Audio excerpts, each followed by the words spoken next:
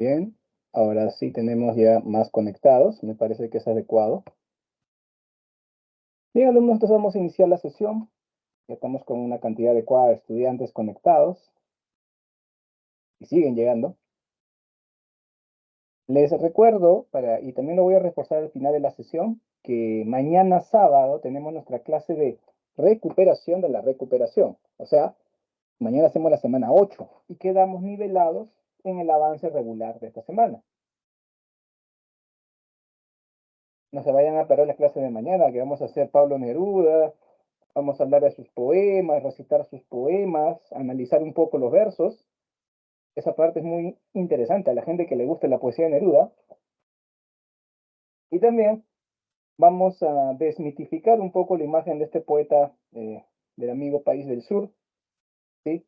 Porque lo tienen en un pedestal cuando no merita estar por ahí. Así que también hablaremos de eso mañana. Hoy día nos toca hablar todavía de literatura española, como pueden ver en el menú. Tenemos que hablar del siglo de oro, pero esta vez la narrativa. Y luego hablaremos de literatura española del siglo XIX.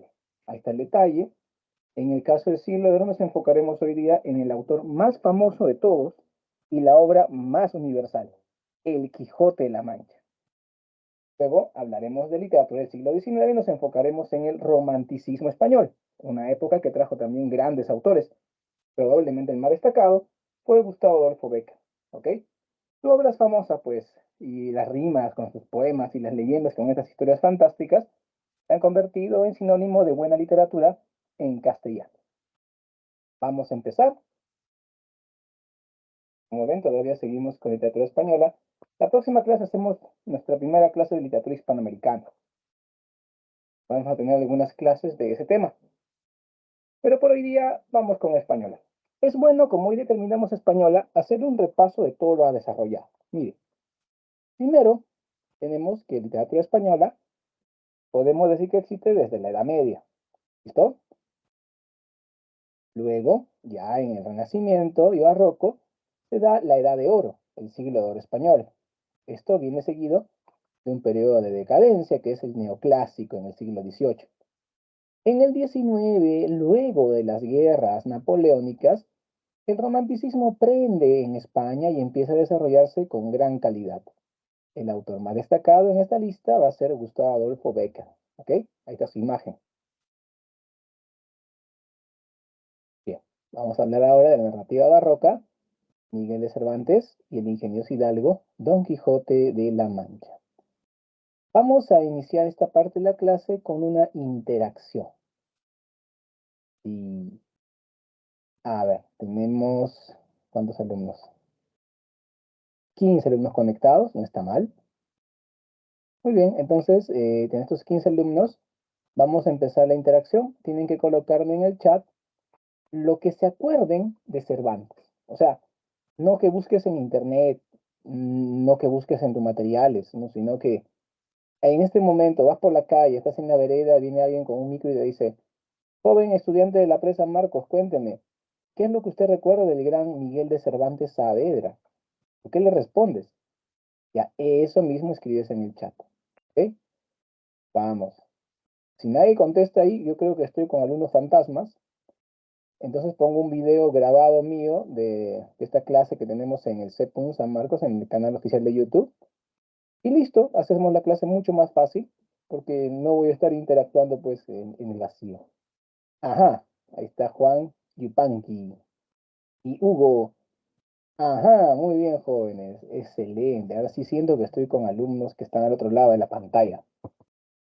Quería venir a América, me dice Mireya, que Manco Lepanto, que lo mencionó también Hugo Enrique. Juan Guillermo dice que participó en una guerra. Y pues participó en una guerra muy joven y allí fue que perdió el uso del brazo izquierdo. Por eso le llamaban el Manco de Lepanto, porque la batalla en la que participó fue la batalla de Lepanto. Y lo que menciona Mireya es que quería venir a América. Claro, Cervantes trató de llegar a América, pero dado que era un hombre minusválido, le fue complicado acceder al permiso, porque en ese tiempo nadie podía salir de España sin permiso del rey. El papá rey no te da permiso y no venías. Así que como era minusválido, bueno, no era incapaz, sino tenía una discapacidad. y que le faltaba el uso del brazo izquierdo, nunca obtuvo el permiso para venir a América. Muchos biógrafos dicen que si Cervantes hubiese tenido ese permiso y venía, no hubiese escrito el Quijote. Así que creo que está bien que no haya venido. ¿Cómo lo ven ustedes? ¿Qué más a ver? ¿Qué más se acuerdan, jóvenes? Comenten en el chat, por favor.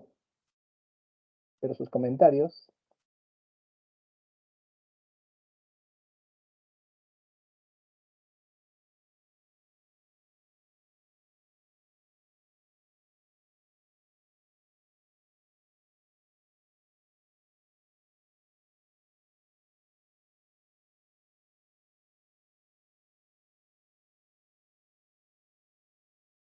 A ver, dice que escribió una de las partes de Quijote. Eh, Probablemente no. El Quijote lo escribió ya bastante mayor. Ya lo escribió, mm, a ver, si tiene 47, 97, 67, 67, 67, 97. Claro, pasando los 60 años escribe Quijote. Él estuvo en cárcel cuando era joven, a los 24, 25 años. Así que no, ahí no. Lo que sí es que algunas vivencias que tuvo en la cárcel influyen en algunas escenas del Quijote. Eso sí es verdad, ¿no?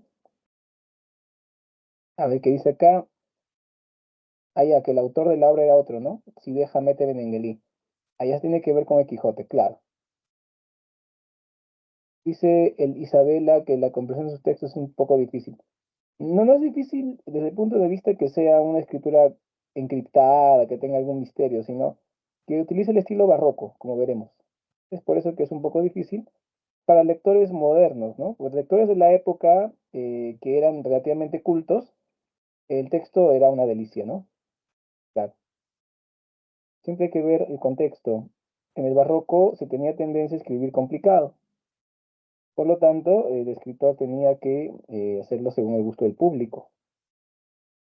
Hoy en día, pues, la gente ya no le gusta leer muchos libros grandes, gruesos, quieren leer libros de 100 páginas máximo. Por eso la novela no está tanto en auge, sino el cuento. Un libro de cuentos puede tener como extensión 80 páginas, 70, 90 páginas, menos de 100, ¿no? Y eso hace que el público esté más interesado. También la novela corta está en auge, ¿no? La novela corta de 120 páginas máximo, ¿no? Sí, gracias por sus comentarios, chicos. Los aprecio bastante, ya que demuestran que están ahí, que existen. No, si no, les pongo un video de esta clase grabado que tengo y ya, pues, ¿no? Igualito es. Y me ahorro mi cansancio. Ya, pero seguimos. Bien, gracias por los aportes. Vamos a hablar un poquito del autor entonces, ¿ya? Aprovechando todo lo que me han comentado. Primero, que Cervantes tiene un origen nobleza, sus ancestros paternos han sido aristócratas, pero no han sido una aristocracia muy encumbrada o gente muy rica, no eran duques o condes, para nada. En España hay una clase social un poco legendaria que son los hidalgos. ¿Ok? Los hidalgos son nobles, pero no tienen feudos excesivamente grandes. Normalmente son pequeños terratenientes en los pueblitos o gente con buenas casas y algún tipo de fortuna personal en las ciudades. Los hidalgos son la clase social que surge durante la Reconquista, cuando los cristianos vencen a los musulmanes y retoman tierras para la cristiandad. Entonces, los caballeros más destacados, los más valientes, recibían como premio tierras y derecho nobiliario a ser llamados hidalgos. ¿Ok? Entonces pasa el tiempo y los hidalgos, sus familias, a veces se enriquecían y normalmente se empobrecían. ¿Ok? O normalmente se empobrecían. En el caso de Cervantes, ese es el origen de su familia. Su abuelo era descendiente de un hidalgo, era un hombre de clase acomodada, tenía dinero el papá, el abuelo, no el abuelo. Entonces todavía conservaba un poco esto de la riqueza familiar. El papá de Miguel de Cervantes, inclusive llegó a ser universitario. No sabemos porque se dedicó luego al oficio de barbero, ¿no es cierto? Los barberos, los que afeitaban a los hombres, eran normalmente en ese tiempo los cirujanos de la época, que podían inclusive hacer cirugía menor, ¿te das cuenta? Esto era porque normalmente ellos habían estudiado en la universidad la especialidad de medicina, pero no habían culminado los estudios. En ese entonces, ser médico implicaba ser doctor en medicina y eso demoraba 12 años. 12 años demorabas para ser doctor en medicina y para ser doctor en derecho y para ser abogado eran 10 años. No es como hoy en día que la gente quiere estudiar derecho en 5 años en una universidad particular, no mucho, ¿por qué no? Pues en 4 años y medio mejor, más fácil, más rápido gano plata, ¿no? Y en San Marcos hay 6 años, ¿no? Con mucho orgullo, mucha honra, porque si tú haces en San Marcos tus 6 años, haces luego tu maestría y doctorado, sumas 4, 10 años. Ahí eres doctor en Derecho, ahí bien puesto tu doctorado, porque antes, en las épocas, era 10 años de estudio para ser abogado, 12 para ser médico, 15 para ser teólogo. Imagínate, ¿no? Eso eran los doctores de la época. Por eso hoy en día a los médicos y a los abogados se le llama doctor, porque antiguamente solamente los que se doctoraban en esas ramas podían ser abogados o podían ser médicos. ¿Te das cuenta? A mí me da risa que ahora hay chicos que ni han terminado la carrera y se visten con terno y la gente, doctorcito, le dice, doctorcita, ayúdeme, doctorcita, ¿no? Y ni siquiera han terminado los 5 años misios que tienen que estudiar. Y en San Marcos los 6 con mucha honra que estudiamos Derecho. Yo también estudié Derecho, jóvenes, por cierto, ¿ah? Soy egresado de San Marcos, soy bachiller en Derecho, ¿ya? Claro, ahí van a decir, profe, ¿usted qué hace en literatura? No, cuidado, ¿ah? No me acuses, ¿ah? Yo soy licenciado en literatura en San Marcos. Luego estudié Derecho en San Marcos también, mi segunda carrera. La diferencia es que en literatura tengo grado de magíster también, ¿no? Aunque la maestría sí la estudié ya en la Católica. Está bien, quería ver otros horizontes y otra biblioteca como esa maravilla de la Católica. Pero bueno, hablaremos de eso después. Ahora sigamos con Cervantes. A ver, el papá entonces fue universitario, estudió la carrera de medicina, pero no acabó, no acabó. Por eso quedó como barbero, o sea, como alguien que hacía cirugías menores. A pesar de tener este oficio, no ganaba mucho dinero, parece que el abuelo quebró y el papá de Cervantes ya era alguien empobrecido, de origen hidalgo, pero empobrecido. Parece que el papá paraba endeudado y siempre estaba escapando los acreedores. Eso posibilitó el hecho de que durante mucho tiempo hubiese dudas acerca de dónde nació Cervantes, porque como la familia iba de ciudad en ciudad escapando de los acreedores, haciéndole perro muerto a los que podían, saben qué es perro muerto, ¿no es cierto? O sea, no pagar tu deuda. Cervantes estaba en duda en qué ciudad nació, así que varias ciudades decían nació aquí, nació acá, nació allá, hasta que se han encontrado documentos que verifican que Cervantes nació en la ciudad de Alcalá de Henares, una ciudad del centro de España. Así que probablemente fue allí. Aunque en su infancia, cuando era pequeño, tendría sus 7, 8 añitos, tuvo profesor. El papá tuvo una pequeña estabilidad económica en ese momento y tuvo profesor. Claro, enseñaba a todos los hijos de la familia, que eran varios, y ahí aprendió a leer y escribir con un profesor. Normalmente los profesores en ese tiempo eran los que habían estudiado para bachiller en artes. Los que eran doctores en artes habían estudiado, si no recuerdo mal, 5 años era y te doctorabas en artes. El trivium y el quadrivium, bueno, el de la época. Y entonces, un doctor en artes o un bachiller, que era pues, uno inconcluso también de artes, probablemente le enseñó a leer y escribir y operaciones matemáticas básicas. Luego ya no tuvo más educación formal. O sea, Cervantes no tuvo secundaria, no tuvo universidad. Y tú dirás, y profe, pero si no fue universitario, no estudió literatura en San Marcos, ¿cómo fue un gran escritor? Porque fue un gran autodidacta. Era un hombre que leía una barbaridad. Le perdemos el rastro en su niñez porque ya sabes que la familia escapaba, pero volvemos a verlo en la historia con documentos a los 19 años. ¿Dónde le encontramos a los 19 años a Cervantes? Era soldado. Claro, si era pobre, una manera de tener dinero, una estabilidad económica era servir al ejército. Cervantes estaba en las tropas, en los cuarteles de Italia, porque en aquel entonces el Imperio Español tenía territorios en Italia. Ahí estaba Cervantes, ¿ok?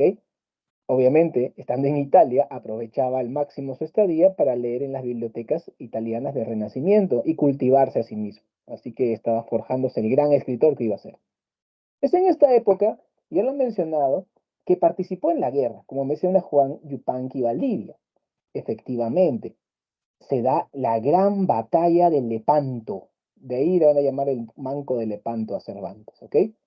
Cuando Cervantes tenía más o menos 23 años, participa en esta batalla Él fue declarado enfermo días antes. El médico de la tropa dijo, ¿sabe qué, señor? Usted no va a participar, tiene descanso médico porque está fiebrado. Pero Cervantes no se la quería perder. Dijo, no, yo tengo que estar en esa batalla. Pero pongamos el contexto. Sucede que en ese tiempo, estamos hablando de la segunda parte del siglo XVI, los turcos, es decir, los musulmanes, estaban dominando el Mediterráneo con incursiones de piratería, con flotas armadas que patrullaban las costas. Esto hacía que el comercio con Oriente se vea muy entorpecido y las potencias como España, Venecia, Génova y los condados, los ducados del sur de Francia, se perjudicaran porque no podían comerciar correctamente con Oriente. Entonces se juntaron los poderes. España, Aragón, bueno, Castilla y Aragón pusieron sus barcos, los condados catalanes, Venecia y Génova sus flotas, hasta el Papa puso sus barcos para poder vencer a los turcos. Esta gran armada cristiana estuvo al mando del mejor estratega de la época, Juan de Austria. Don Juan de Austria era medio hermano de Felipe II de España. Ambos eran hijos del famoso Carlos I o Carlos V de Alemania. Pero la diferencia era que Felipe era hijo del matrimonio y Juan de Austria era hijo fuera del matrimonio, era extramarital. Pero siendo fuera del matrimonio, este señor era el mejor general de su tiempo. Así que Felipe le dijo a su hermano, por favor Juan, quiero que comandes. Y Juan dijo, yo mismo soy.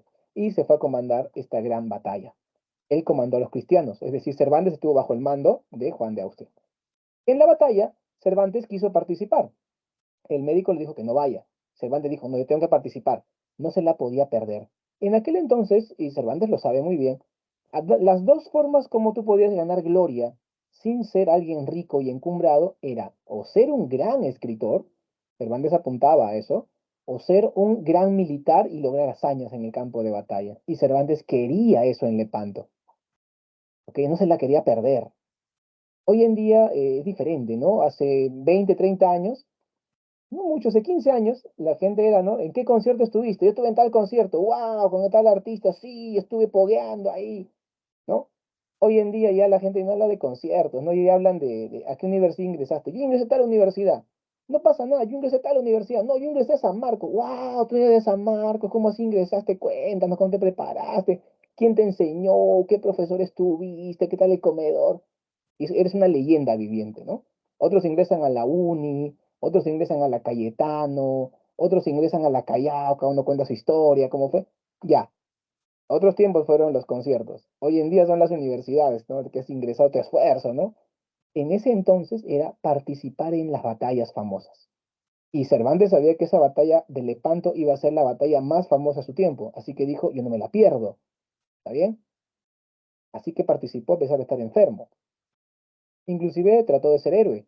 Cuando su barco, un barco cristiano, atacó un barco turco, iban a capturarlo ya, y varios de los soldados que iban en el barco cristiano, incluido Cervantes, saltaron para abordar el barco turco. Ese era un acto de mucho valor y mucho peligro, porque los turcos los podían matar. Efectivamente, un turco vio cerca a Cervantes, le apuntó con su arcabuz y disparó casi a quemarropa contra el autor, apuntándole al corazón para matarlo. Por suerte, las balas, porque era un tipo de escopeta este aparato, cayeron en el hombro y la mano izquierda del autor, y esto le dejó una gravísima herida. Juan de Austria no solamente fue un gran militar, era un gran administrador, así que organizó muy bien las tiendas de campaña para el tratamiento de los heridos. Trajo a los mejores médicos de Italia para tratar a la tropa. Así que Cervantes fue bien tratado por los mejores médicos y ellos le salvaron su brazo izquierdo, no lo perdió, pero le quedó inútil para siempre. Ya nunca más podría usar su brazo izquierdo, le quedó inutilizado colgando de su tórax. Por eso le llamaban el manco de Lepanto.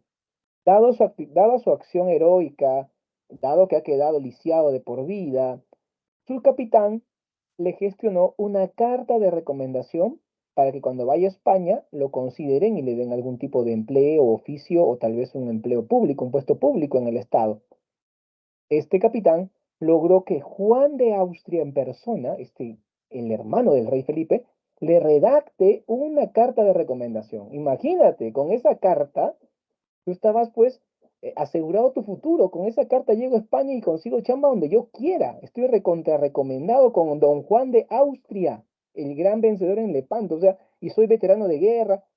Cervantes veía algo en su vida emocionante. Pero qué mala suerte tuvo, qué mala suerte. Él volvía a España en un barco y el barco fue atacado por piratas turcos. Lo atraparon y lo metieron a prisión, como comenta Mireia Torres, estuvo en prisión. Algunos dicen que empezó a escribir Quijote allí, pero es poco probable porque uno, que no tenía papel, imagínate ser esclavo o estar ahí prisionero, y dos, que esto le pasó muy joven, y el Quijote lo escribió más de 40 años después, así que muy poco probable que haya sido en esa época que lo inició. Claro, hay escenas que se inspiran en su cautiverio, pero el Quijote lo escribió después, ¿ok? Entonces, estuvo prisionero 4 años.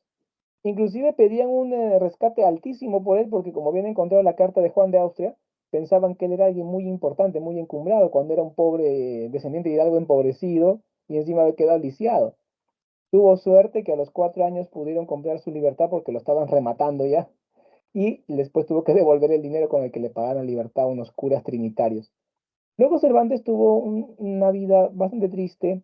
Por acá menciona, ¿quién lo menciona aquí? Ah, ya, Mireia Torres menciona que quería venir a América. Claro que quería venir a América, pero como era lisiado, no le daban el permiso. Luego estuvo varias veces en prisión por deudas. También le iba mal en la vida. Un día a un noble lo matan en la calle y dejan el cadáver en su puerta y le acusaron a él. ¿Está bien? No recibía el reconocimiento por sus obras que él se merecía. En España sabían que él existía, era más o menos famoso, pero no tenía riqueza y no era el mejor. Simplemente era un buen escritor y punto. Había muchos en ese tiempo, ¿ok? Así que no tenía la fama que él merecía. Cuando empezó a escribir de Quijote, empezamos a leer Quijote, que él tenía la intención de criticar las novelas de caballería, que eran un tipo de novela de la época que la gente, el público, leía mucho, a pesar de que eran absurdas y que tenían escenas tontas. El público estaba ahí. Para que entiendas la indignación de Cervantes, porque estas novelas de caballería, que al principio hubo buenas, ¿para qué? Había algunas buenas, pero luego se fue degenerando, ¿no es cierto? Y era como, para Cervantes era como ver al fondo y sitio, ¿ya? A ver, voy a probar su cultura general de ustedes, jóvenes. ¿Ustedes llegaron a ver la novela Al fondo y sitio? ¿Conocen la historia de los González y los Maldini? ¿O no saben nada de eso, profe? ¿Qué está hablando usted? La piedra, profesor. No entiendo qué habla. O sí, más o menos sabes de qué se trata. Ahí me han puesto likes. Claro. Ya, está bien, chicos. Normal, es cultura general. Aquí nadie está acusando a nadie de nada. ¿Ok? Listo. Y bueno, les confieso que la primera temporada, que fue un éxito, yo estaba estudiando Derecho, me acuerdo, en San Marcos, y yo no sabía nada de esas cosas porque no tenía tiempo de ver televisión. Un amigo me dice un día, oye, ya son las 8 ya, mis. Y estábamos en un momento libre, ¿no? Y yo estudiaba de noche porque trabajaba y estudiaba, ¿no? Y le digo, ¿y qué tiene que ser las 8? Es que ya es hora del fondo y sitio, me dijo. Y me llevó a la cafetería para ir tomando un lonchecito o algo mientras veía el fondo y sitio, porque él sí veía. Y yo, ¿qué es eso? ¿Qué es el fondo y sitio? Le dije. Y un poco me explicó. Luego en la segunda temporada, o tercera, creo que ya le tomé atención a la novela y la vi. Vi la tercera temporada para entender qué tanto rajaban. Y dije, ah, ya, por eso hablan de esta novela tan mal, ¿no? O sea, y le entendí. Lo que me dio mucha curiosidad que hubo hasta temporada 8 o 9 o hasta ahora creo que sigue la historia todavía, creo que es un escándalo eso. Entonces, bueno chicos, ustedes son muy jovencitos, creo. Si ustedes cuando eran niños vieron las primeras 3 temporadas, tiene su gracia, hay que admitir que tiene su gracia, ¿no? No era la gran cosa, pero tiene su historia.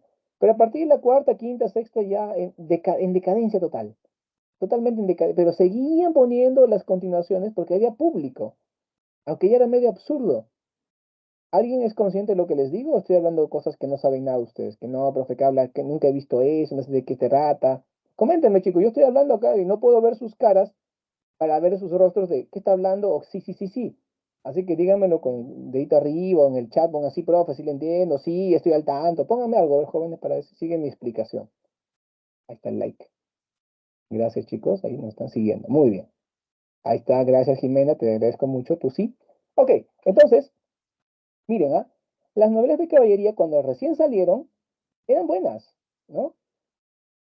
Sí, claro, te entiendo, perfecto. No, ni las veas, ni las veas. Pero a esto voy, mira, que después cuando le continúan, le sacan más historias, ya se vuelve ridículo, es literatura de mala calidad. Y la gente seguía leyendo por costumbre, ¿ok? Entonces Cervantes dijo, estas novelas ya no deben existir porque malforman al público y decide hacer una parodia de las novelas de caballería.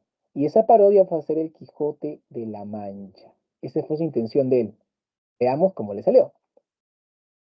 En la novela es una novela muy barroca. La primera parte se publicó en 1605, a inicios del siglo XVII, y la segunda parte en 1615, ya 10 años después. Es la primera parte del siglo XVII, donde inicia el barroco. Tiene un estilo barroco muy elaborado. Tú dirás, profe, ¿cómo es un rasgo muy elaborado de una novela, una prosa, profe? No te preocupes, te doy un ejemplo, mira. Primero te voy a plantear tres ideas diferentes, ¿ya? Así ordenaditas, y luego te la voy a poner en barroco, ¿ok? A ver, primera idea. María es la chica más linda de mi barrio. Segunda idea. María vive en la casa al lado de la mía. Tercera idea. Cada día o cada vez que salgo de mi casa a estudiar, me cruzo con María y nos saludamos, ¿no? Ella también estudia, ¿no es cierto? Se cruzan ahí puerta a puerta, hola María, hola Juan, y se saludan. ¿Ya? Ahí está. Tres ideas, ¿ah? Tres ideas, mira, cada una ordenadita, bien, bien bonita, pero ¿cómo te la explica, cómo te la narra un barroco? El barroco lo hace así. En el Quijote es así, mira. En la puerta al lado de la mía, por las mañanas saludo a la chica más linda de todo mi barrio. María es mi vecina y todos los días la veo. ¿Te das cuenta? O sea, la idea mezclada con otra, y a eso le metemos un hiperbatón y lo complicamos, etcétera. ¿Está bien? Eso es el estilo barroco. Meterle harto hiperbatón, meterle incisos incidentales, ¿no es cierto?, a la oración, ¿no es cierto? Todo eso, ¿ya? Y también el uso de oposiciones. Tenemos la locura cordura. Quijote está loco y Sancho está cuerdo. El ser parecer. Para Quijote, él está viendo un ejército que ataca y en realidad son ovejas. Quijote le parece que son molinos perdón, que son gigantes, perdón, y son en realidad molinos de viento. También tenemos el idealismo y el pragmatismo. Quijote tiene sueños e ideales para pelear por la justicia. En cambio, Sancho, que es su contraparte, piensa en qué va a ganar, dónde va a dormir, que si hay algo bueno, que si está sacando provechos, el pensamiento práctico de la vida. Luego tenemos la realidad y la ficción, es decir, que la realidad es todo lo que podemos verificar con la razón o los sentidos. En cambio, la ficción es lo inventado. En la segunda parte, con la aparición de la novela que menciona, eso lo mencionó, ¿dónde está? Ya, claro, eso lo mencionó Mireia Torres, ¿no? Que en la segunda parte aparece un autor de la primera novela, que es Sideja Mete Benenguelí. Ahí juegan con la ficción y la realidad, ¿cierto? Esta obra es de género épico, es especie novela, y mezcla tres variantes del lenguaje: el narrativo, el señorial y el coloquial. Tú dirás, profe, ¿y quién representa el estilo narrativo? Fácil, el narrador de la historia. Esa voz que te dice, en un lugar de la Mancha, de cuyo nombre no quiero acordarme, vivía Alonso Quijano, ¿no? Entonces ahí tenemos el narrador. Luego, cuando Quijote se expresa, es el estilo señorial. Quijote es un hombre muy culto. Él ha leído muchísimo. Cuando él habla y da un discurso, cita a Séneca, cita a Catón, cita a Aristóteles, cita a Plutarco, cita a Julio César, cita a Plinio el Viejo. O sea, es un hombre culto nuestro amigo nuestro amigo Quijote. Y a veces cuando habla, habla con mucho sentido. Tú dirás, profe, pero no está loco. Es que de rato en rato le sale su locura. A ver, te doy un ejemplo. ¿Qué tal si tú vas al Arco Herrera, que es el sanatorio de Lima, o sea, donde están los loquitos, ¿ya? Y encuentras a un señor ahí sentadito leyendo el periódico y dices, ese señor de ahí será loco, voy a hablarle, ¿no? Señor, ¿qué tal? ¿Cómo está? Hola, joven. Bien, bien. Dígame, señor, ¿qué me puede contar? ¿Cómo lee tantos periódicos? Bueno, leo siempre para estar en la actualidad. Por ejemplo, mira, el BRIC, esta moneda que van a sacar Brasil, Rusia, la India, China y Sudáfrica, se va a convertir en la moneda que va a superar al dólar. Eso está visto de acá a unos 10 años. Y el puerto de Chancay se convertirá a su vez en un medio para que Brasil, China, Rusia y la India y Sudáfrica puedan comerciar de manera más sencilla por medio del puerto de Chancay, se va a dar el comercio de todo el Pacífico y seremos una potencia en el comercio. Esto también está vinculado con el poder de la OTAN y la guerra entre Ucrania y Rusia. Y te empieza a hablar de una manera, el señor, ¿no? Te empieza a hablar de una manera tan metódica, tan acertada. Tú le preguntas de fútbol, opina en la selección peruana, el próximo mundial. Tú le hablas de temas económicos y te habla, sí, que la producción, que Perú está siendo agroexportador. Y tú te sorprendes, ¿no? Y le dices, wow, señor, da ganas de llevarlo a un programa de televisión para que lo entrevisten. Y usted, señor, ¿cómo sabe tanto? ¿Solo leyendo el periódico? No, hijito, yo también converso con mi amigo Winston Churchill de política internacional y con mi amigo Adolfo Hitler de ciertos temas políticos. Y tú, al toque, no, pero oye, dice este señor que conversa con Winston Churchill y con Adolf Hitler. ¿Qué quiere decir, jóvenes? O sea, que, claro, ahí te das cuenta que está loco, pero este señor está loco, ¿cómo hablar con ellos si están muertos? O sea, claro, y ahí te das cuenta que está loco, pero antes de eso se expresaba con mucha educación, buenas palabras, sabe del tema, igualito es Quijote. Está loco, pero no siempre dice sandeces, a veces también dice cosas que tienen mucha cultura, ¿ya? Ahora, la otra cara de la moneda es Sancho. Sancho es el estilo coloquial. Sancho es un humilde chacarero. Él no sabe de nada de temas letrados porque es analfabeto, pero igual él, digamos, domina más de 100 refranes, o bueno, más de 1000 refranes populares. Es una enciclopedia de refranes populares. A ver, jóvenes, ¿qué refranes conocen ustedes? Comenten en el chat, a ver, ¿qué refranes conocen ustedes populares? A ver, porque nuestro amigo Sancho se sabía más de 1000, imagínate, y era una enciclopedia andante de refranes populares. Él representa la sabiduría popular. En cambio, Quijote representa la erudición, la cultura letrada, ¿ok? Un día Quijote se da un discurso, pues, un discurso de las armas y las letras, ¿no? Empieza a hablar, termina y Sancho le dice, pues Quijote, que no te entendí nada. Y Quijote le dice con pena, pero Sancho, pues, ¿qué has de saber tú, pues, de Sancho? ¿Qué has de saber tú de gramática, Sancho?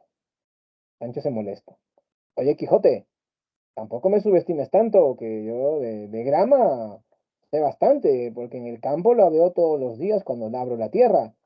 Pero de tica, eso de tica, ahí sí no sé qué estás hablando. Disculpa la ignorancia, ¿no? De grama sí sé, pero de tica no. Bien, jóvenes, ustedes sí saben qué es gramática, ¿no? Claro, pobrecito Sancho, ¿no? Claro. A ver, chicos, ¿qué refrán popular se saben? ¿No se saben ninguno? Ah, yo voy a escribir uno por si acaso alguien me gana. A ver quién me gana. Ajá, muy bien, Mireya. A camarón que se duerme se lo lleva la corriente. Muy bien. Muy bien, muy bien. ¿Quién más a ver sigue el ejemplo?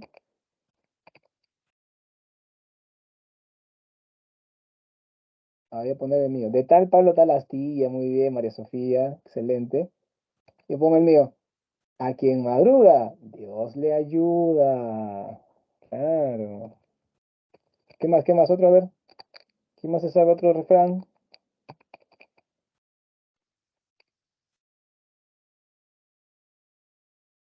Estoy escribiendo yo uno acá también para inspirarlos. Haz el bien y no mires a quién. Muy bien, Danira. Ah, pero Isabela. Danira me dice, a caballo regalado no se le mira el diente. Yo te puse otra, mira. Caras vemos, corazones, no sabemos. Córdoba dice, Edith Córdoba, si el río suena es porque piedras trae. Jimena me dice, a caballo regalado. Ya lo dijeron, Jimena, ya lo dijeron. Y María Sofía, el que ríe el último, ríe mejor. Muy bien, excelente, sí. Así Sancho de rato en rato saca un refrán y Quijote se sorprendía, ¿no? ¡Wow! ¡Cuánta sabiduría, Sancho! El que ríe el último ríe mejor. Ya está. Muy bien, excelente, jóvenes. Gracias por participar. Entonces, ya vieron que hay una contraposición total entre ambos, ¿no es cierto? Pero ahora vamos con el argumento. ¿Qué les parece?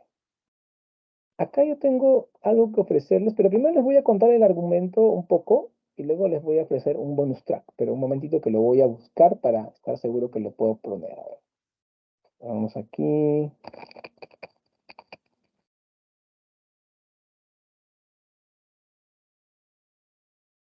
Ya lo encontré. Ya está, ya lo tengo. Sigamos. ¿Qué me dicen por acá? Ya les gustó ya, hoy por mí, mañana por ti. Muy bien, Juan Panqui, excelente. Te felicito. Vamos aquí. Primero, la novela se divide en dos partes, ¿ok?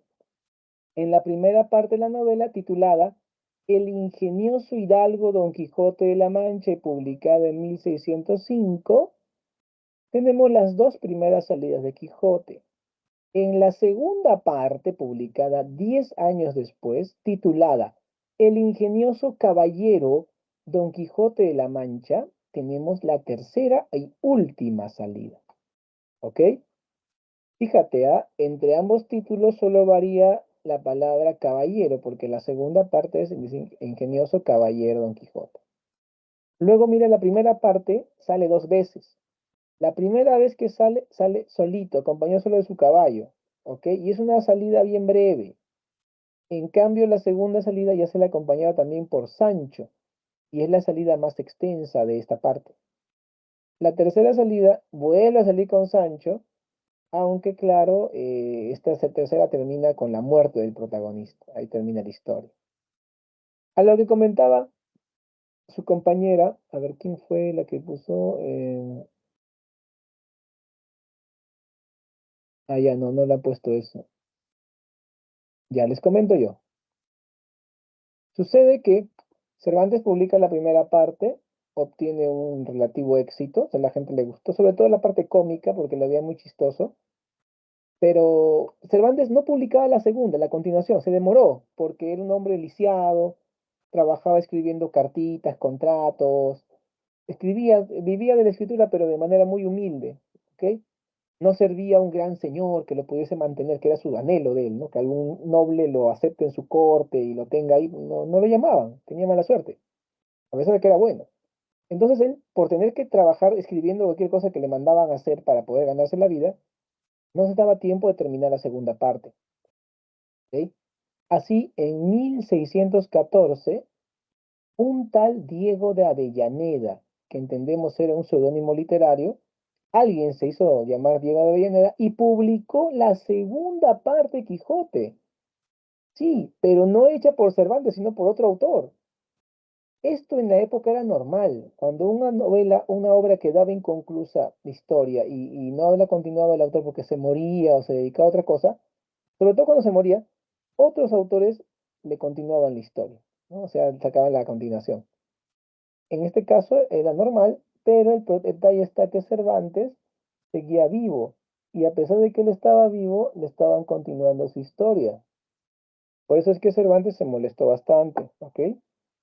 Se molestó bastante y él decidió terminar su historia él mismo. Y el año siguiente, en el 15, terminó y publicó la segunda parte ya, suya, oficial. Tú dirás ahí, profe, y esa otra parte del autor Diego de Avellaneda, que es un seudónimo, ¿todavía existe? Sí, yo sé que es un libro que se edita, se le llama El Quijote Apócrifo, porque pertenece a un autor que no es el autor verdadero, y dicen los que la han leído, porque yo no he podido leerla, jóvenes, la verdad, y dicen que es una historia muy buena, que tiene mucha emoción. Pero bueno, lo que sí yo he leído son las dos partes de Quijote de la Mancha, y te puedo dar total seguridad testimonio por mi lectura, que es una novela que te marca un antes y un después. Es muy buena la historia, está bien narrada, ¿ok? Ahora te voy a contar un poco el argumento. Como dice el narrador de la historia, en un lugar de La Mancha, de cuyo nombre no quiero acordarme, y se refiere a Castilla-La Mancha, ¿no? Que es una zona de España, vivía este Alonso Quijano, que era un hidalgo de aldea. Tenía una casa de campo grande y bonita, algunas hectáreas de tierra, tenía sus caballos, tenía sus galgos cazadores y, y su palomar, criaba palomas. Una pequeña riqueza, una pequeña hacienda. O sea, no es un hombre del pueblo cualquiera, es un hombre instruido, letrado y con ciertos recursos. Pero este pobrecito amigo tenía un problema grave que era la adicción a los libros de caballería. Y él inclusive vendía sus tierras para comprarse más libros, ¿no? Era capaz inclusive de dejar de dormir, hasta dejar de comer con tal de leer las novelas que se compraba. Era ya un vicio. Un día, de tanto leer, hasta no se alimentaba bien por culpa de estos libros, se volvió loco, se volvió loco, se creía caballero andante. ¿Quién vive con él en esta casa de campo grande y bueno, ya viejita, no tan lujosa, pero sí muy vieja? Vivían con él el ama y la sobrina, su única familia. El ama es una señora ya anciana que lo cuida a él desde que él era un niño y ella era una chica de 14, 16 años. A esa edad empezó a servir a la familia para para educar a criar al niño. Mira, han pasado más de 50 años, la señora lo sigue cuidando. Imagínate toda una vida cuidando, hombre. Claro, en este caso ella es el ama, es como una madre, ¿no? La otra es la sobrina de Quijote. Sabemos que tiene 19 años, ¿ok? Sabemos que es una chica noble, que quiere mucho a su tío y que se preocupa sinceramente por él. No la vemos interesada, una chica bastante noble. Ahora, yo sé, los jóvenes van a preguntarme, profesor, ¿y cómo es la sobrina? Si está bonita, profesor, cuente. Y jóvenes, les soy totalmente sincero, totalmente objetivo. Yo me he leído todo de Quijote, la primera y la segunda parte, y nunca, jamás se hizo una referencia a cómo era la sobrina. O sea, solamente sus características personales, pero no su físico, así que no te puedo decir nada, joven, así que no te emociones, ¿ya? Listo. Ahora, cuando él se vuelve loco, decide ser caballero, se pone, y eso vamos a verlo ahora, ¿no? De un rato vamos a ver su segunda salida, ¿ya? Por ahora voy a contártelo nada más. Se pone la armadura de su tatarabuelo, que fue un hidalgo de la guerra de Reconquista, esa armadura vieja, ¿ok? Incompleta. Se monta en un caballo que es más flaco que él, o sea, es un caballo que solamente porque es literatura está de pie, y sale a resolver entuertos y también a pelear por la justicia. Claro que primero tienen que armarlo caballero en un castillo. Él llega a una venta, profe, ¿qué es una venta? Venta es una posada, ¿no? Es un chief hostal, ¿no? O sea, primer piso restaurante, segundo piso hospedaje. Él llega a la venta y él en su imaginación, en su locura, él ve un castillo, ¿no? Con cuatro torres, banderas, puente levadizo, foso exterior. Y él allí, en la venta, es armado caballero por el ventero, dice, mejor le hago caso a este loco, no va a ser loco peligroso. Luego de esto, sale y se encuentra con cuatro mercaderes en el bosque. Hombres rudos que paran con un palo en la cintura para pegar a los choros, porque tienen mulas cargadas. Y en eso Quijote le dice a uno de ellos, oye tú, ¿quién es la mujer más bella del mundo? Y ellos dicen, ¿quién será la Miss Universo, no? Y él dice, Quijote se molesta, tienen que decir que es Dulcinea del Toboso, dice él, ¿no? Y ellos, ¿qué tienes loco? ¿Quién será esa? ¿Cómo que quién será esa? Y se molestó, porque estaban ofendiendo a su dama. Así que él decidió castigarlos por su insolencia. Los cuatro mercaderes se asaron porque le estaban queriendo atacar y lo molieron a palos a Quijote entre cuatro. Él quedó noqueado a un lado del camino con su caballo mirándole con pena.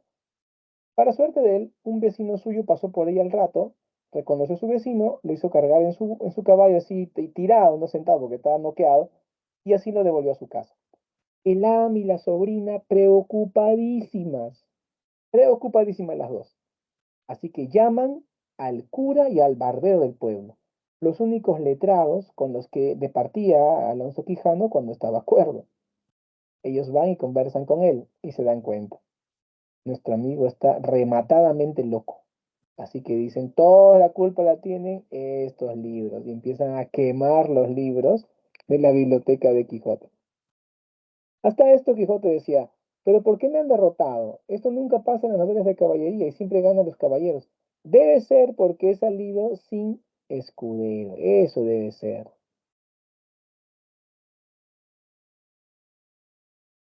Así que Quijote va a ponerse en contacto con un vecino suyo, uno llamado Sancho y apellidado Panza, que es un humilde labrador, un vecino suyo, ¿no? Un humilde campesino. Él le dice, Sancho, ¿no querés ir conmigo a buscar aventuras y resolver entuertos? Sancho le dice, ¿y qué gano yo? Pues el día que yo sea emperador, tú serás gobernador de una ínsula. Sancho dice, ¿qué será una ínsula? Pero yo quiero una, y se va con Quijote por puro interés. Así va a empezar la segunda salida, ¿ok?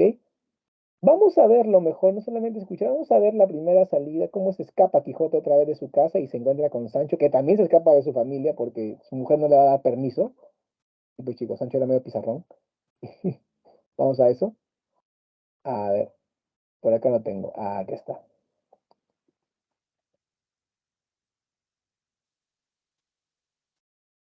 Muy bien. ¿Qué es lo que hemos visto entonces? Esta es la famosa escena de los molinos de viento.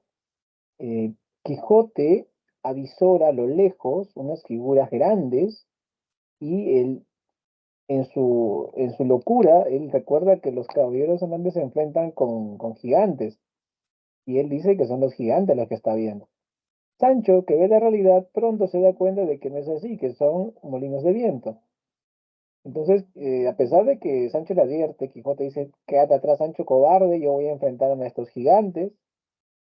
Esta batalla será, como han visto, con una derrota absoluta de Quijote, que luego de ser derrotado, él dice, esto debe ser obra del Frestón. ¿A quién se refiere con el Frestón?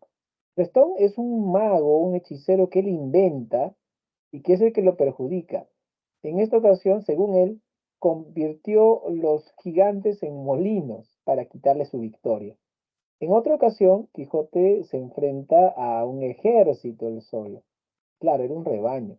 Y ahí también cuando los pastores le tiran piedras pues con la onda porque veían que mataba a sus ovejas y no paraba a pesar de que le advertían, Quijote despierta del golpe, la pedrada que le ha tumbado el caballo y ve ovejas, está rodeado de un rebaño.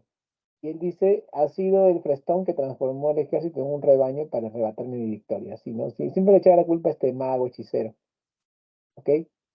Y eso ocurre, y les voy a contar luego una anécdota, un fragmento de la tercera salida para que se den cuenta de cómo sigo citándolo después. Luego de esto, Quijote tiene más aventuras, ¿no? Las que te digo del rebaño y muchas más. Pero hay una parte en la que Quijote y Sancho se encuentran con una comitiva, unos viajeros.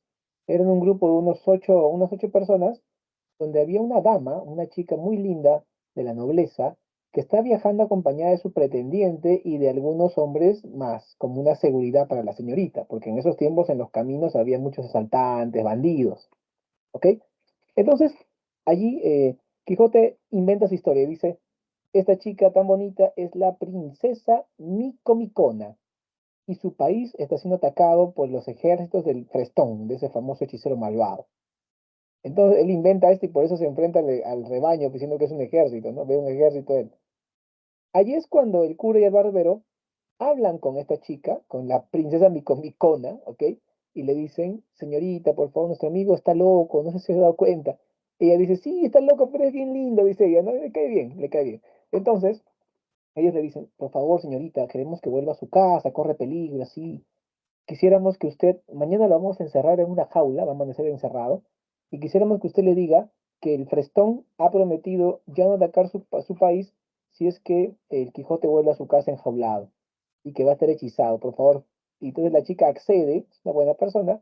Cuando Quijote despierta enjaulado, ella le dice, por favor, Quijote, vuelve a tu casa enjaulado. El Frestón me ha dicho que me va a perdonar mi país si es que tú vuelves a tu casa porque tú eres muy peligroso para él. Quijote se sacrifica, entre comillas, por la chica y vuelve a su casa. Ahí termina la segunda salida. En la segunda parte, la tercera salida, o sea, en la historia de la novela transcurren solamente semanas entre el final de la segunda y el inicio de la tercera, pero en la vida real demoraron 10 años en hacer la segunda parte, ¿no? Ya sabes por qué, que te explique un poco eso. Entonces, en esta tercera salida tiene más aventuras. Hay algunas muy buenas. Por ejemplo, en una ocasión, eh, llegan donde unos duques. Los duques han leído la novela de Quijote que se ha publicado por un tal Cide Hamete Benengeli. Dentro de la novela se refiere a la misma novela, ¿no es cierto? Entonces, los duques ya conocen la historia y le dicen a Sancho, Sancho, ¿tú crees que ya estás listo para ser gobernador de una ínsula, como te prometió tu amo? Tenemos para nombrarte gobernador de un pueblito llamado Barataria. Y mira, Sancho dice, está bien, yo puedo ser gobernador. Sancho como que ha ido contagiándose de la locura de Quijote y ahora es un hombre con sueños, con ideales. El Sancho de la primera parte jamás hubiera aceptado ser gobernador de nada, porque hubiese dicho que complicado, ¿no? Pero ahora acepta. Lo llevan a Barataria y fue el mejor gobernador de la historia de Barataria. Sancho fue un muy buen juez, legislador, etcétera. Profe, pero es un hombre inculto, ¿cómo va a hacer todo eso si es un alfabeto? Porque Sancho utilizaba algo que los políticos no usan. Usaba la ética de ser bien intencionado y también era un sentido práctico en su gobierno. No, no era un hombre que está diciendo a quién le voy a deber el favor, a qué grupo político le voy a atacar con esto. No estaba con eso, él simplemente usó el sentido común y sentido de lo ético, lo correcto, y fue un gran gobernador. Lamentablemente, solamente duró 3 días en el cargo. ¿Profe, lo votaron? No, él renunció. No, así no querían que se vaya porque era un buen gobernador. Él dijo, este ser gobernador es muy pesado. ¿Está bien? Otra anécdota. En una ocasión, tanto Quijote como Sancho en esta tercera salida llegan al Toboso. El Toboso es una ciudad, pero también se supone que es la ciudad natal de Dulcinea del Toboso, la amada inventada por Quijote. Cuando llegan al Toboso hay un bosque afuera, están en el bosque y Quijote le dice a Sancho, Sancho, anda al Toboso y tráeme a Dulcinea para hacerle mi homenaje. Así le dice. Sancho pensó lo mismo que tú estás pensando. Sancho pensó, ¿y esa mujer dónde vive? ¿Esa mujer existe? Yo creo que este loco le ha inventado. Pero ahora si no le llevo algo me va a pegar, porque a veces Quijote le pegaba a Sancho, ¿ah? Porque se portaba mal, no lo obedecía.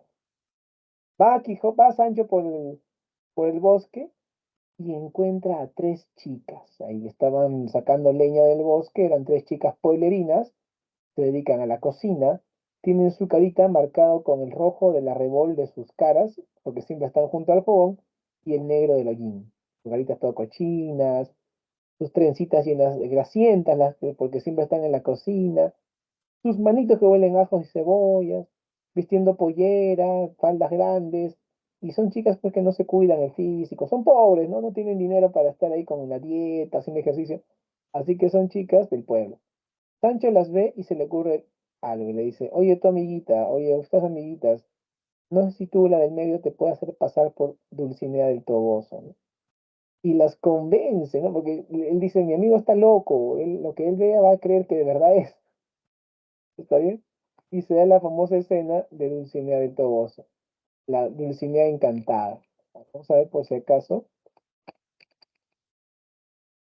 si la encuentro por acá.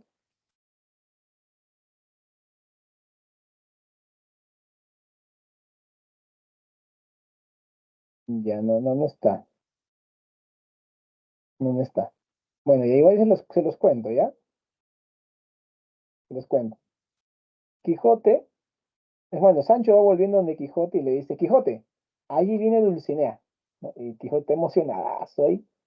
Y en eso aparece una chica montando la burra y a sus lados 2 chicas montando burras. Quijote le dice, oye Sancho, ese de ahí no es Dulcinea, ¿cómo vas a engañarme así? Hay 3 pueblerinas montando sus burras. Quijote le dice, pero Quijote, ¿no te das cuenta? ¿No ves la belleza de Dulcinea? Es una belleza tan radiante que hasta el sol se oculta tras de esa belleza. Miren las manos, los brazos de los que le acompañan, ¿no? Las 2 damas que le flanquean también son tan hermosas. Entonces, Quijote dice, pero Sancho, yo no veo eso, yo veo 3 pueblerinas ahí, todo gorditas, con faldas y con la carita manchada de hollín.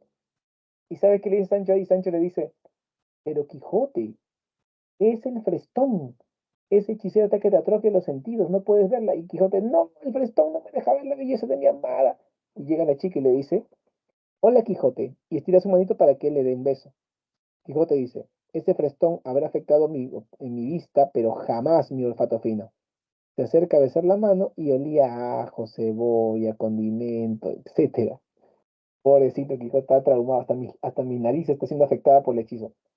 Se va la chica, ¿no? Y ahí Quijote mira, Quijote está viendo la realidad ya. Y más bien Sancho tiene mucha imaginación. Eso demuestra que se ha quijotizado Sancho y que Quijote se está chanchificando, se está volviendo un hombre cuerdo. También en esta tercera salida llaman el cura y el barbero del pueblo de Quijote, llaman al joven bachiller Sansón Carrasco, que es un estudiante de Derecho de la Universidad de Salamanca. Todavía no es doctor en Derecho, solamente estudiante. Y él dice, ya yo voy a hacer que vuelva a su casa el vecino, pero tengo que volverme, ¿qué dijo? Que volverme por acá. Claro, el joven dice, para poder hacer que él vuelva a su casa, voy a disfrazarme de caballero andante yo. y lo voy a derrotar, y luego de eso le ordenaré que vuelva a su casa. Efectivamente, primero apareció como el caballero de los espejos, Sansón Carrasco, pero fue, aunque no lo creas, subestimó a Quijote, Quijote lo tumbó del caballo y le ganó. Imagínate, el que pierde entre todos te gana a ti, lo más humillante. Sansón Carrasco se va a picar mucho y vuelve a la cara esta vez como el caballero de la Blanca Luna. Esta vez asegura de poder vencer a Quijote. Lo vence sin herirlo gravemente y luego le dice que vuelva a su casa. En el trayecto de vuelta, enferma de tifoidea, una enfermedad terrible, jóvenes, ¿ah? Parecida al cólera, ¿no? Tifoidea. Y esta enfermedad lo va acabando poco a poco. Llega a su casa, ha recobrado la cordura, ahora es Alonso Quijano, y muere Cristian Ánimo. Con eso termina el Quijote. ¿Ok?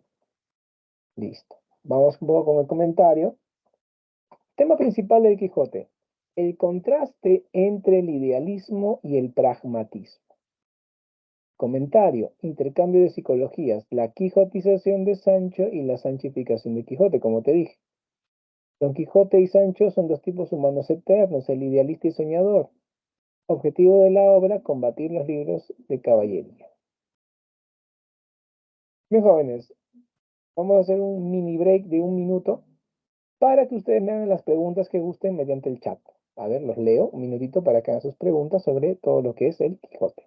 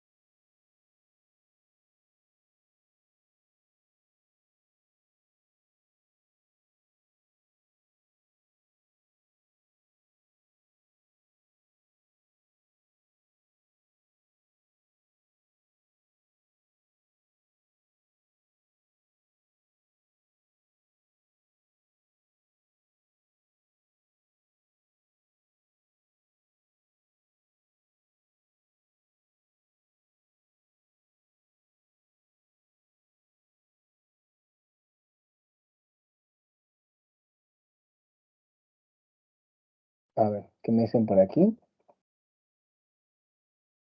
Mm, no, no, el autor nunca fue anónimo. Lo que fue anónimo es el Quijote apócrifo, ¿no? El que se publicó la segunda parte en 1614.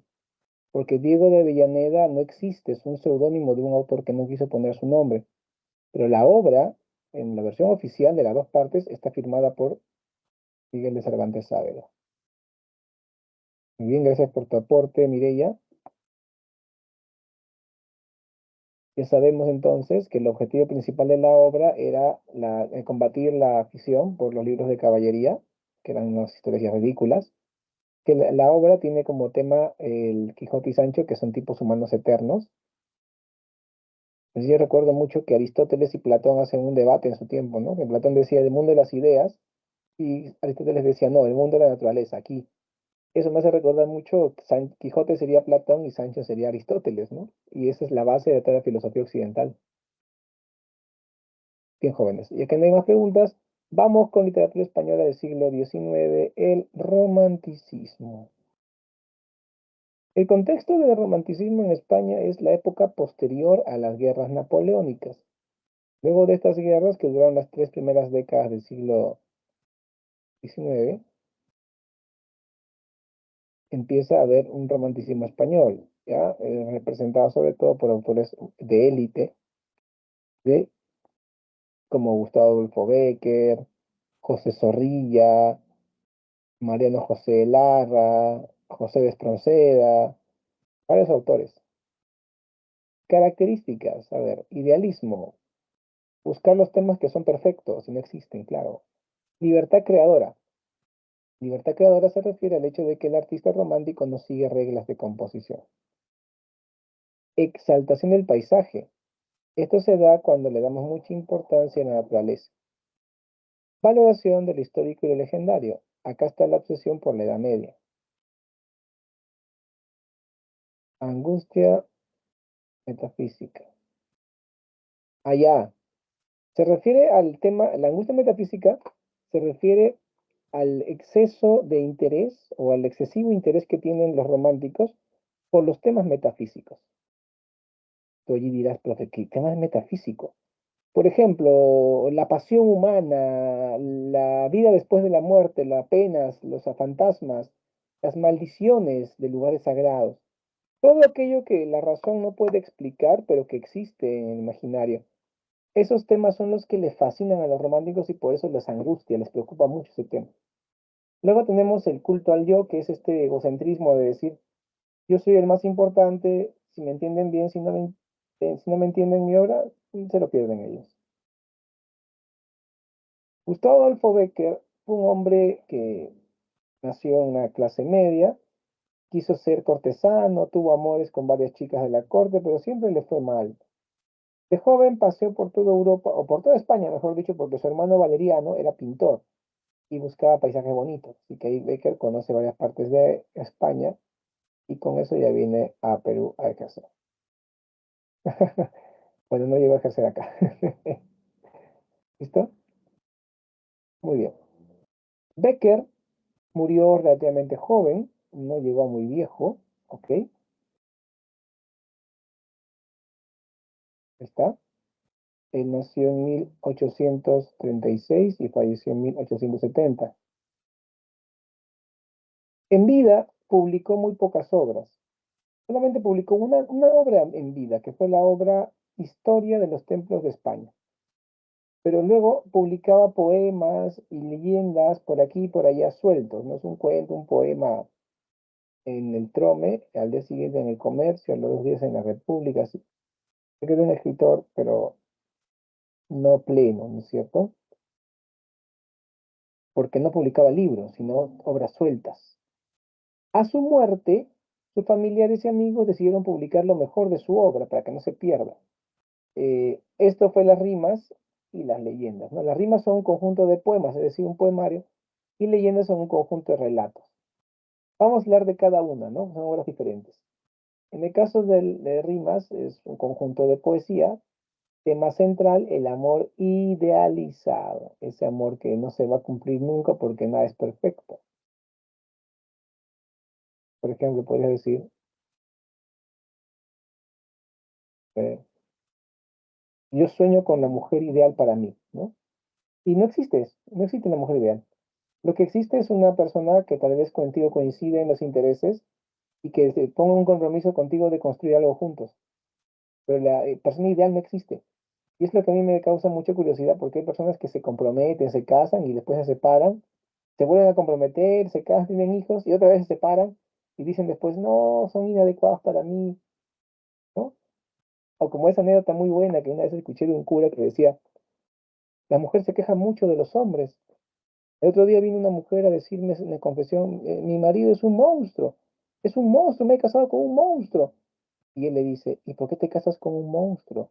No, no, él no era así antes de que nos casemos. Y el cura le dice, quiere decir que contigo se transformó en un monstruo. Y ya está, es la verdad de la vida, ¿no es cierto? Entonces, esta idea del amor idealizado es una idea, pues, del amor que es perfecto, pero que no existe. Por ejemplo, en los versos de Becker que dicen, por una mirada, un mundo, por una sonrisa, un cielo, por un beso, yo no sé, qué te diera, por un beso. Te cuenta, es el amor idealizado. Otros temas son el deseo amoroso, ¿no es cierto? El deseo amoroso, el amor imposible, el amor platónico y la aparición súbita del sentimiento amoroso. Por ejemplo, hoy la tierra y los cielos me sonríen. Hoy la he visto y me ha mirado. Hoy creo en Dios. Imagínate, imagínate, ¿no? O sea, porque la chica le miró. El estilo de las rimas son estilos de poemas breves, son poemas que tienen pocos versos, pocas estrofas breves, y son sencillos, comparado con la poesía barroca, por ejemplo, son muy sencillos. En las rimas aparecen tres tipos de mujer, ¿no? La mujer ideal, perfecta, la mujer poesía, que es la inspiración del genio creador, y la mujer fatal, ¿no? Que es la mujer que hace que el yo poético sufra mucho. A ver, joven, nos toca leer algunos poemas de Becker. Yo lo voy a hacer, pero no me pidan que lea tantos, porque si leo muchos poemas de Becker, me sube el azúcar a la sangre y me da un coma diabético, ¿ok? Te quedas sin profe hasta que me pongan reemplazo, no tienes clase y pierdes tiempo, así que no te conviene. Solamente voy a leerte un poco, ¿ya? Algunas rimas que están acá en la PPT. Empecemos. Mientras la ciencia a descubrir no alcance las fuentes de la vida, y en el mar o en el cielo hay un abismo que al cálculo resista, mientras la humanidad siempre avanzando no sepa a dónde camina, mientras hay un misterio para el hombre, habrá poesía. Mientras sintamos que se alegre el alma sin que los labios rían, mientras se llore sin que el llanto acuda a nublar la pupila, mientras el corazón y la cabeza batallando prosigan, y mientras hay esperanzas y recuerdos, habrá poesía. Mientras hay unos ojos que reflejen los ojos que los miran, mientras responde el labio suspirando al labio que suspira, mientras sentirse puedan en un beso dos almas confundidas, mientras existe una mujer hermosa, habrá poesía. Mira qué bonito, este es el tema de la mujer poesía. También sale aquí, ¿no? ¿Qué es poesía? Dices mientras clavas en mi pupila, tu pupila azul. ¿Qué es poesía? Y tú me lo preguntas.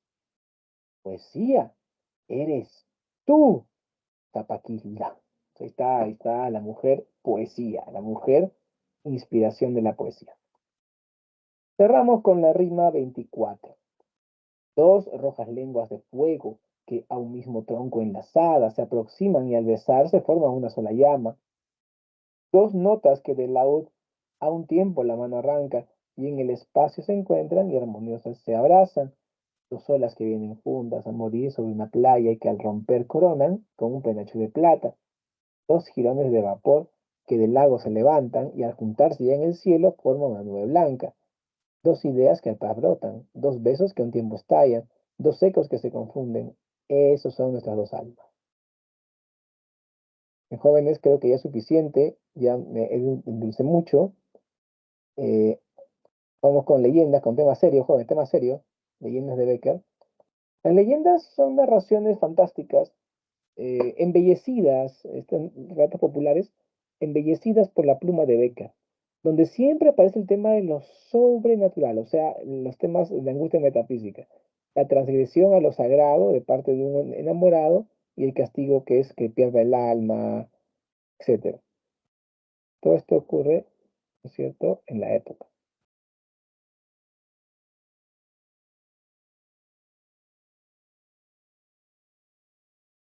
Vamos a escuchar un audiolibro de uno de los mejores leyendas. Yo te menciono las tres mejores para mi ranking.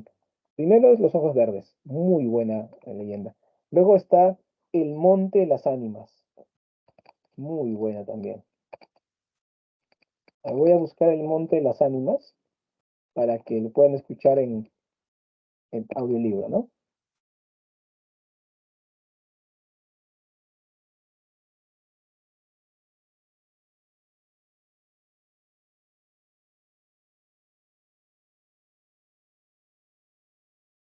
Acá está.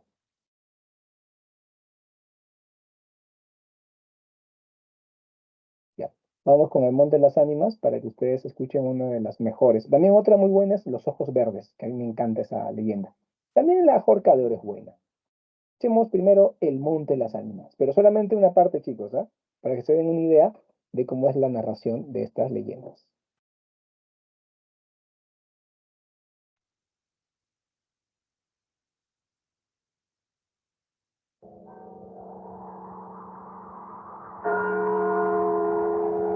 La noche de difuntos me despertó a no sé qué hora, el doble de las campanas.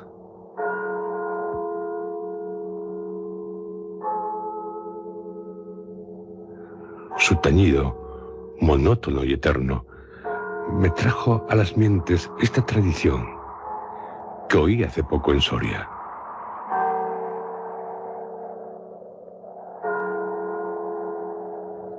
Intenté dormir de nuevo. Imposible. Una vez aguijoneada, la imaginación es un caballo que se desboca y al que no sirve tirarle de la rienda. Por pasar el rato, me decidí a escribirla, como en efecto lo hice. A las 12 de la mañana, después de almorzar bien y con un cigarro en la boca, no le hará mucho efecto a los lectores de El Contemporáneo. Yo la oí en el mismo lugar en que acaeció. Y la he escrito volviendo algunas veces la cabeza con miedo, cuando sentía crujir los cristales de mi balcón, estremecidos por el aire frío de la noche. Sea de ella lo que quiera, allá va, como el caballo de copas.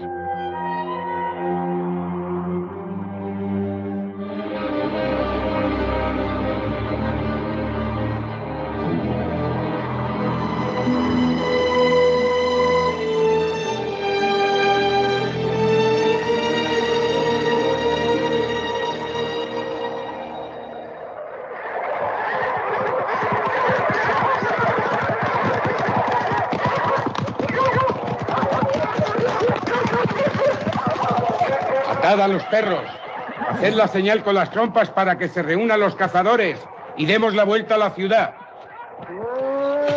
La noche se acerca, es día de Todos los Santos y estamos en el Monte de las Ánimas. ¿Tan pronto?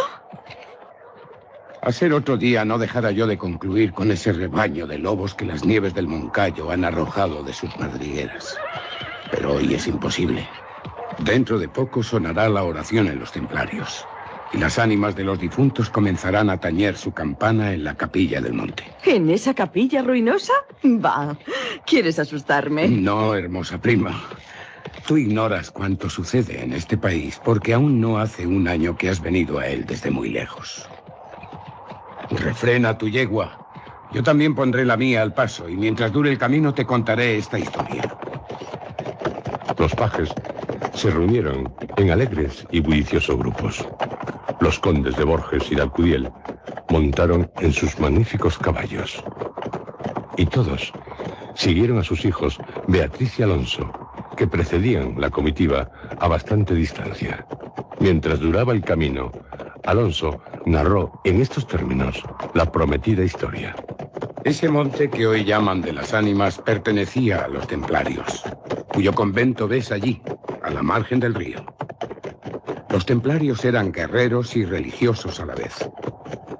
Conquistada Soria a los árabes, el rey los hizo venir de lejanas tierras para defender la ciudad por la parte del puente, haciendo en ello notable agravio a sus nobles de Castilla, que así pudieran solos defenderla como la conquistaron.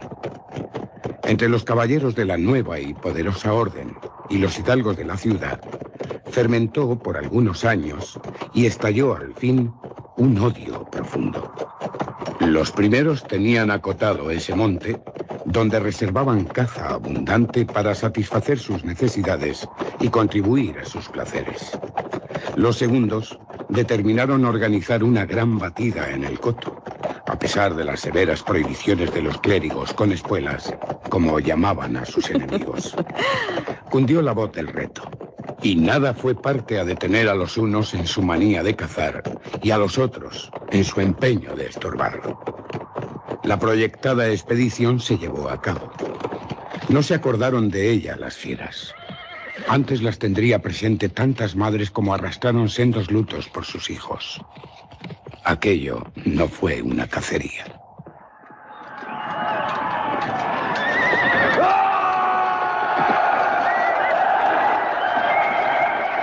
Fue una batalla espantosa.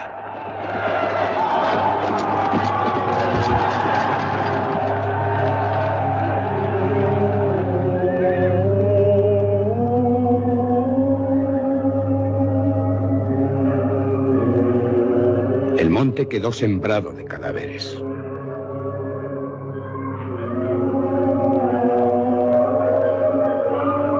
Los lobos, a quienes se quiso exterminar, tuvieron un sangriento festín.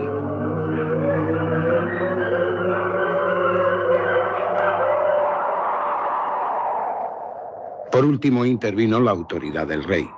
El monte, maldita ocasión para tantas desgracias, se declaró abandonado. Y la capilla de los religiosos, situada en el mismo monte, y en cuyo atrio se enterraron juntos amigos y enemigos, comenzó a arruinarse. Desde entonces dicen que cuando llega la noche de difuntos, se oye doblar la campana de la capilla, y que las ánimas de los muertos, envueltas en jirones de sus sudarios, corren como en una cacería fantástica por entre las breñas y los zarzales.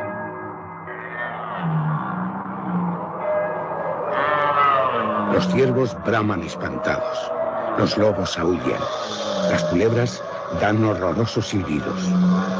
Y al otro día se han visto impresas en la nieve las huellas de los descarnados pies de los esqueletos.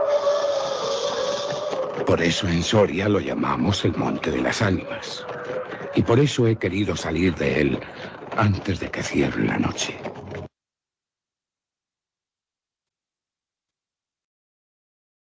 Muy bien, estoy seguro que ya ustedes dicen otra, bueno, en realidad estoy corriendo la narración al inicio, sí, todavía falta, y yo sé que ustedes quieren escucharlo completo, lo sé porque también he sido un joven estudiante universitario con ganas de aprender, y les voy a compartir el enlace para que lo puedan escuchar completo en otro momento.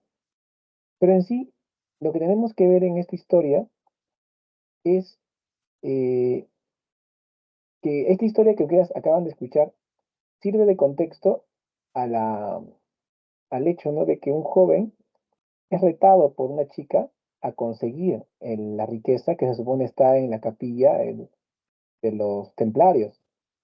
Se supone que los templarios tenían tesoros y todo esto. Es una leyenda medieval. Y la chica le dice que, bueno, se entera ella de que la única forma de poder atrapar este tesoro es en la noche en que salen las almas en pena. Y que, y que pueda llegar a la capilla de los templarios, que son unas ruinas, verá el tesoro y podrá llevárselo. Pero obviamente es extremadamente peligroso porque las almas en pena te van a llevar a ti, ¿ok? Se convence el joven enamorado de que debe hacer el sacrificio por la chica que le pide y al final termina muriendo, desapareciendo en el Monte de las Ánimas porque intentó esta hazaña.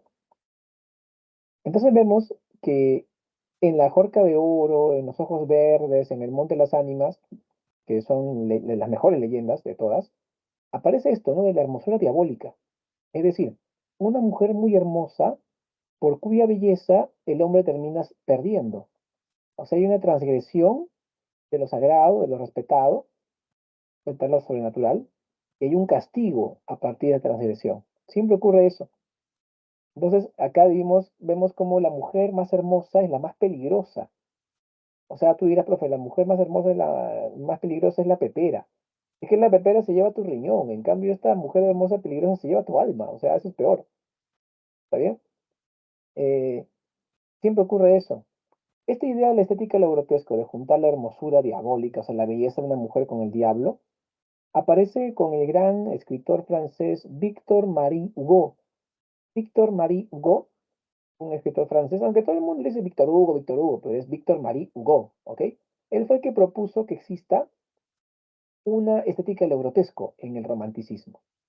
Para que lo entiendan, piensen en esta famosa imagen que Victor Hugo inició, ¿no?, en esa novela, Nuestra Señora de París, donde sale la bellísima Esmeralda y el horrible Quasimodo, ¿no? A ver, ¿cómo era Esmeralda? Esmeralda era una chica de rostro muy bonito, de tez trigueña, porque era hija de gitana y de un caballero francés. Tenía ojos verdes, Esmeralda.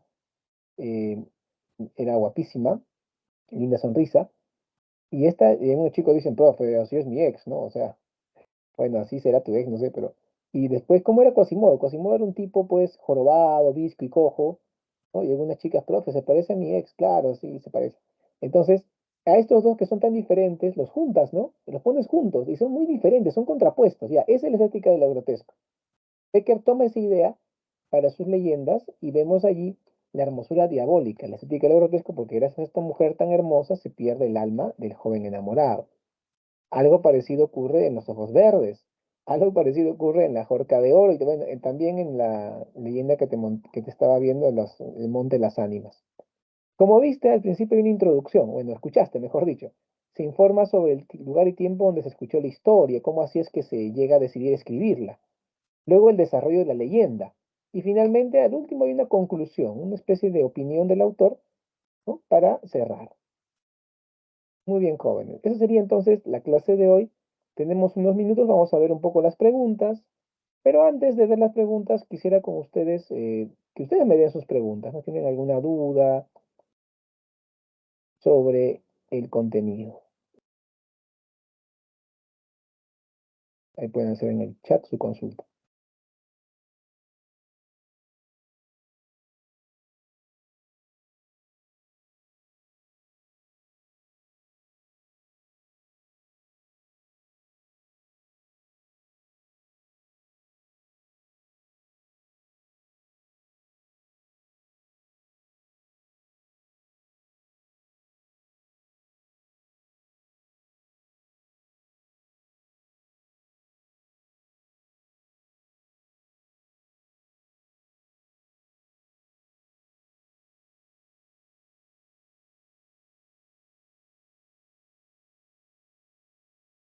A ver, ¿no hay preguntas? Bien, entonces vamos a ver un poco las preguntas de separata para que podamos terminar. Vamos a intentarlo. Bien, acá tenemos la primera pregunta. Desde el prólogo se observa que en la novela El ingenioso hidalgo Don Quijote de la Mancha de Cervantes Saavedra propone una intención paródica, puesto que busca desmitificar a, además, según los críticos, se erige en, porque profundiza en el tópico de la ficción. ¿Cuál sería la clave aquí, jóvenes? A ver, díganme la clave en el chat. Tienen un minuto.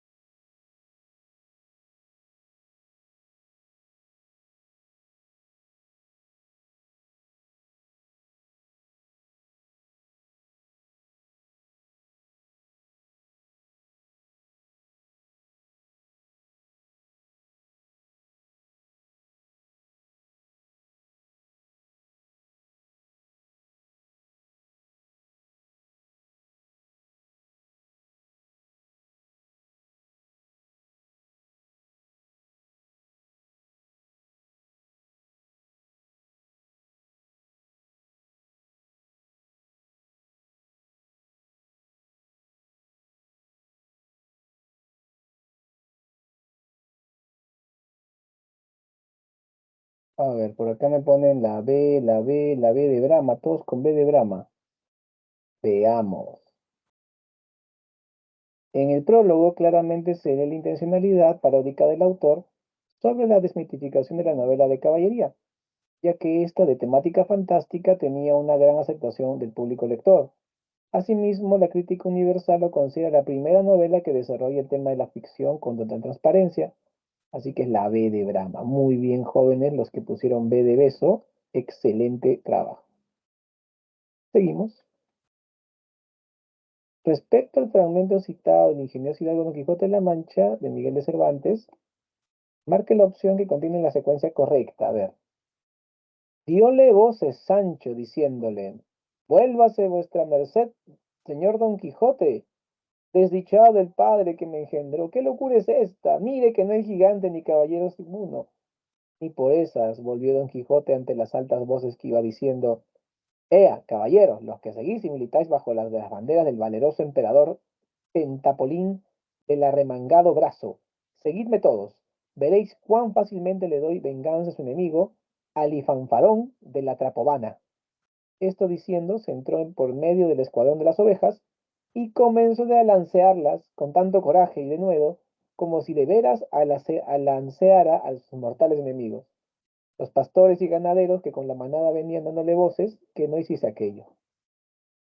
A ver, ¿cuál sería la clave aquí de las opciones verdadero y falso, jóvenes? Estamos en la pregunta 2. 2, 2. A ver, Gabriel Sebán dice la C de casa. Veamos, ¿alguien más la apoya? ¿Alguien más cambia? Hugo Enrique dice lo mismo, también Jimena. Vamos a esperar más participaciones.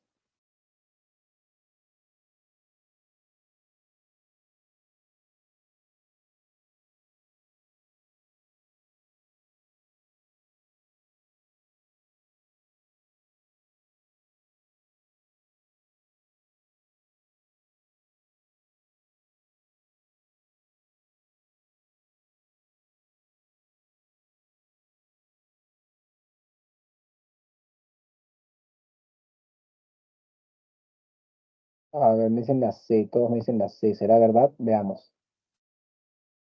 A ver, la primera. Los hechos citados se producen en la segunda salida, además en la primera salida no aparece Sancho, así que la primera es falsa. Segunda, el fragmento narra cómo Don Quijote se enfrenta a unos rebaños, así que es falsa la segunda. Los sucesos no se relacionan con la ínsula Barataria, lo cual ocurre en la tercera salida. Falso. Durante la segunda salida, el protagonista confunde unos rebaños de ovejas con ejércitos. Así la respuesta es sí. Muy bien, excelente, va, buen trabajo. Les voy a dar su recompensa, jóvenes. A ver, acá tienen el enlace del audiolibro de Los Ojos Verdes, en una versión que me gusta bastante. También la pueden escuchar para complementar la del Monte de las Ánimas. ¿Ok? Ya está. Vamos ahora con la pregunta 3. Señores, dijo Don Quijote, vámonos poco a poco, pues ya en los nidos de antaño no hay pájaros hogaño. Yo fui loco y ya soy cuerdo. Fui Don Quijote de la Mancha y soy ahora, como he dicho, Alonso Quijano el Bueno. Pueda con vuestras mercedes mi arrepentimiento y mi verdad volverme a la estimación que de mí se tenía. Y prosiga adelante, señor escribano. Con respecto al argumento del ingenioso Hidalgo, marque la alternativa que se deduce a partir del fragmento citado en la novela.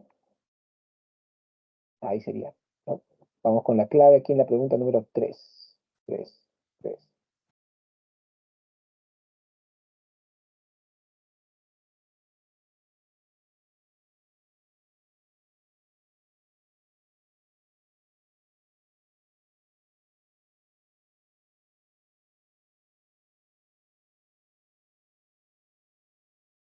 A ver, solamente Jimena se ha animado a participar en la 3. ¿Quién más va a apoyar? A ver, en la 3, ¿cuál dicen la A? La A o la E, dice Mireia por aquí. Enrique dice la A.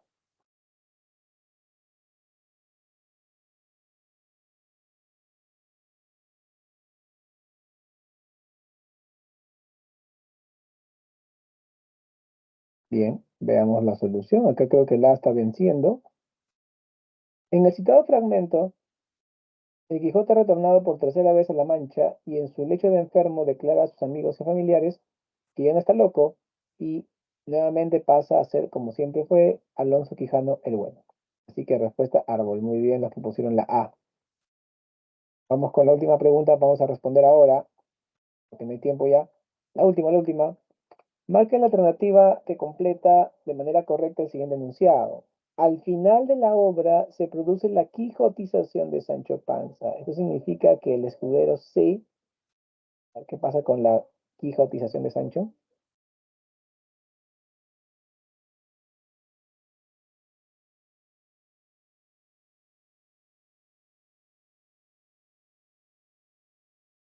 La A, la B, me pone acá la B. ¿Quién da más?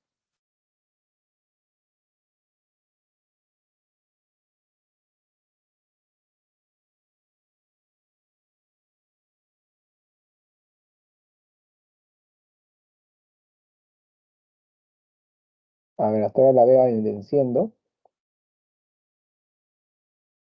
Veamos solución. Al final de la novela, el ingenioso hidalgo Don Quijote se lleva a cabo un proceso de intercambio de psicologías entre los personajes principales. La quijotización de Sancho implica que éste, por influencia de su amo, dejará de ser aquel individuo sensato y objetivo para convertirse en un hombre idealista. Así que la respuesta es con B de beso. Muy bien, jóvenes. Bien, ahora vamos a ver las claves porque queda poco tiempo. Semana 7. Les recuerdo que mañana sábado vamos a hacer la recuperación a este mismo horario para ver la semana 8 y vamos a ver la poesía de Pablo Neruda. No se la vayan a perder porque es un poema muy bonito. La poesía de Neruda, vamos a leer el poema 1, poema 15 y poema 20. Así que para los Neruda Lovers va a ser un día muy especial. No se lo pierdan mañana. Excelente.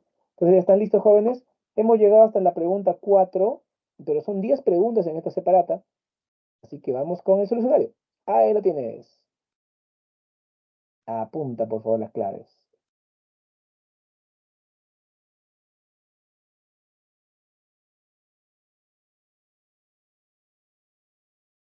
Bien, como todavía mañana vamos a encontrarnos, ya nos vemos mañana. Yo por ahora les doy muchas gracias a todos por su atención y también por su participación en la clase. Hemos avanzado todo lo que hemos podido, lo mejor, en esta hora con 50 minutos. Con las claves, como siempre, yo me voy despidiendo y agradeciendo mucho a los que han estado atentos a la clase y a los que han participado en la clase también. Quedo muy agradecido y hasta mañana, porque mañana también tenemos literatura. Chao, chao.